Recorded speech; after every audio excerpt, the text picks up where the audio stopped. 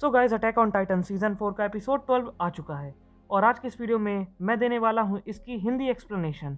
सो बिना देरी किए ये शुरू करते हैं।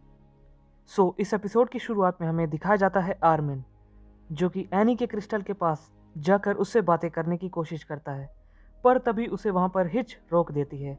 और पिछली बार हमने हिच को सीजन 3 में देखा था और फिर वो एनी को लेकर आर्मिन से हंसी मजाक करने लगती है। बाहर आकर हिच आर्मिन को एक न्यूज़पेपर दिखाती है जहां पर लिखा होता है कि वो सभी एरन येगर को कस्टडी से छोड़ दें। साथ ही साथ जो क्राउड है वो हर जगह प्रोटेस्ट में लग जाता है एरन के लिए। हमें ये भी दिखाया जाता है कि मिलिट्री के हेडक्वार्टर के सामने बहुत सारे लोग प्रोटेस्ट कर रहे होते हैं और वो चाहते हैं कि एरन येगर को छोड़ दिया जाए क्योंकि वही आगे चलकर एल्डिया को रूल करेगा। फिर आर्मिन मिकासा के पास जाता है और वो कहता है कि हमें ये मौका मिस नहीं करना चाहिए और वो कहता है कि हमें कमांडर के पास जाकर एरन को लेकर बात करनी चाहिए। और फिर जाते टाइम वो कुछ नए रिक्रूट्स को भी देखते हैं। वहीं दूसरी ओर जो येलिना होती है वो पिक्सेस को बता रही होती है कि मार्ली पे अटैक करने से पहले वो एरन से जाकर बात करने गई थी और उसे बाहर के वर्ल्ड को लेकर जो चिंता थी वही चिंता एरन के पास थी और वो चाहती थी कि हमें कोई प्लान जल्दी से जल्दी एग्जीक्यूट करना है। पिक्सस येलिना से पूछता है कि क्या तुम्हारे कारण ही एरन ने अकेले ही मार्ली पे हमला किया, तो येलिना कहती है कि नहीं। और फिर जो येलिना है वो पिक्सस से कहती है कि वो हिस्ट्री को चेंज होते हुए देख रहे हैं क्योंकि दोनों यीगर भाई मिलके एल्डियंस को बचा लेंगे और वो मिलकर मार्ली को तहस नहस कर देंगे जिन्होंने उन पर इतने समय तक राज किया। फिर हमें हांजी दिखाई जाती है जो कि ओयांकोपॉन से बात कर रही होती है और वो बताती है कि येलिना एरन से जाकर मिली थी, बट इसके बारे में ओयांकोपॉन को भी कुछ नहीं पता होता है। हांजी उस पर भरोसा कर लेती है और उसे अपने साथ आने के लिए कहती है। और वहीं हेडक्वार्टर में आर्मिन और मिकासा जैकली से रिक्वेस्ट करते हैं कि वो एरन से उन्हें मिलने दें, बट वो मना कर देता है।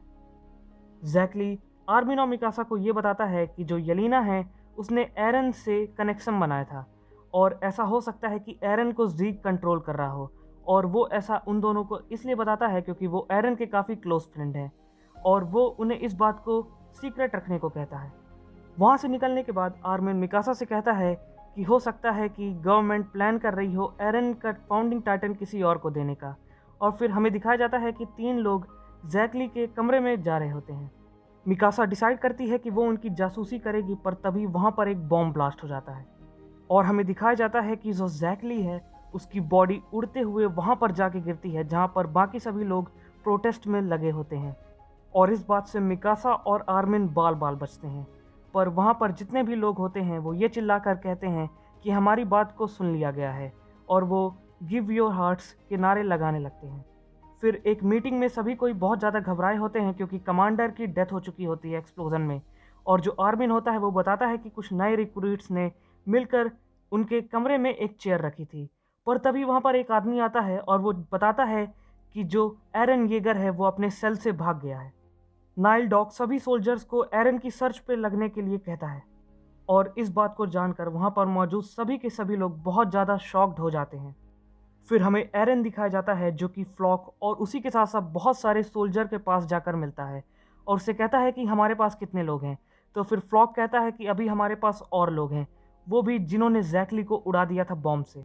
और फिर फ्लॉक एरन को उसका जैकेट दे देता है और फिर हमें एरन का एक बहुत ही बैड एस सीन दिखाया जाता है जहाँ पर वो जैकेट पहनता है और कहता है कि हमें जीक की लोकेशन पता करनी है। और फिर हमें ये दिखाया जाता है कि फ्लॉक फॉस्टर और उन्हीं के साथ साथ करीब 100 लोग एरन और उसके भाई यानी जीक के साथ मिल चुके हैं और वो इस एंटी मिलिट्री ऑर्गेनाइजेशन का नाम यीगरिस्ट रखता है और सभी यीगरिस्ट सर्वे कॉप्स के मेंबर होते हैं और उसका सारा जिम्मेदार हांजी को ठहरा दिया जाता है। पर हांजी कहती है कि अभी उसका रिज़ाइन करना ठीक नहीं होगा।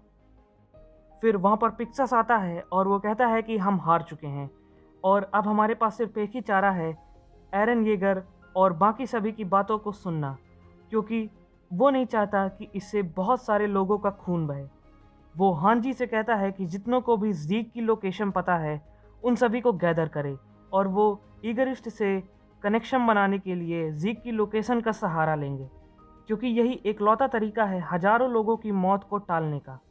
वहीं पर हिजुरु देश की लेडी मिकासा से कहती है कि उसके क्लैन की सेफ्टी के लिए मिकासा को उसके साथ चलना चाहिए और अपनी सिक्योरिटी की चिंता करनी चाहिए, बट मिकासा मना कर देती है और कहती है कि वो एक एल्डियन है और वो पीछे नहीं हटेगी।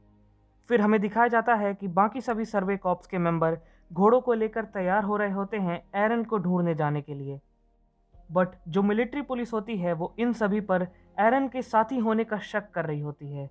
फिर वहाँ पर हांजी आती है और वो वहाँ पर आके कहती है कि ईगरिस्ट के होने का सबसे ज़्यादा चांसेस वहाँ पर है जहाँ पर मार्लियन वॉलेंटियर्स ज़्यादा काम करते थे, जैसे कि वो रेस्टोरेंट। और फिर हमें गाबी और फैल्को का एक छोटा सा सीन दिखाया जाता है जो कि अगले एपिसोड में कंटिन्यू होगा। और एपिसोड एंड होते होते हमें एक और चीज़ दिखाई जाती है। हमें दिखाई जाती है कि एक लेडी इन सभी पर नज़र रख रही होती है और जब हमें इस लेडी का क्लोज लुक दिखाया जाता है तो हमें ये दिखता है कि वो और कोई नहीं बल्कि खुद पीक है। सो गाइज, आज के लिए इस वीडियो में बस इतना ही। अगर तुम लोग को वीडियो पसंद आया हो तो इस वीडियो को लाइक कर देना और चैनल को सब्सक्राइब कर देना। जल्दी ही मिलते हैं एक नए वीडियो में, तब तक के लिए स्टे ट्यून्ड।